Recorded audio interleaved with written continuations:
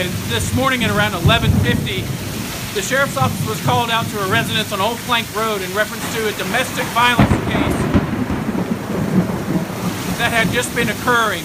The victim, the female victim in that domestic battery case, had escaped her captor, her husband, and gone to a church next door, asked them to use her phone, and called 911.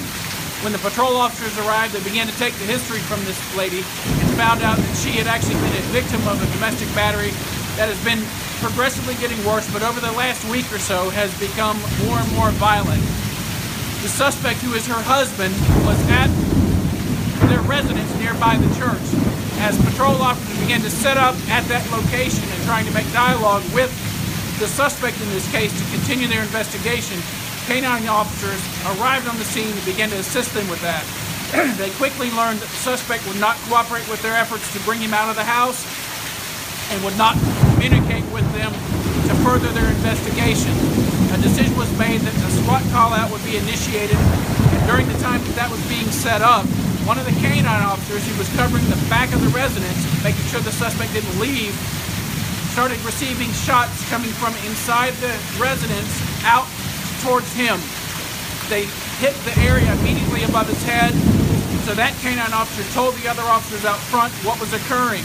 At about that very same time, the suspect came out of the house. He was armed with a phone in one hand and a rifle in the other. As he began to raise the rifle up, one of the officers on the scene discharged a round from his assigned rifle at the suspect and missed him. The suspect then taunted that officer and told him, "You missed me," and used some expletives toward that officer. The suspect then continued to raise that rifle at the other officers at the scene, and two of the canine officers at the scene discharged their issued rifles. At least one of those rounds struck the suspect, killing him. The two officers involved are Canine Sergeant Rob Adams and Canine Officer Charlie Wilkie. Both of them have been placed on administrative leave, which is typical for our policy.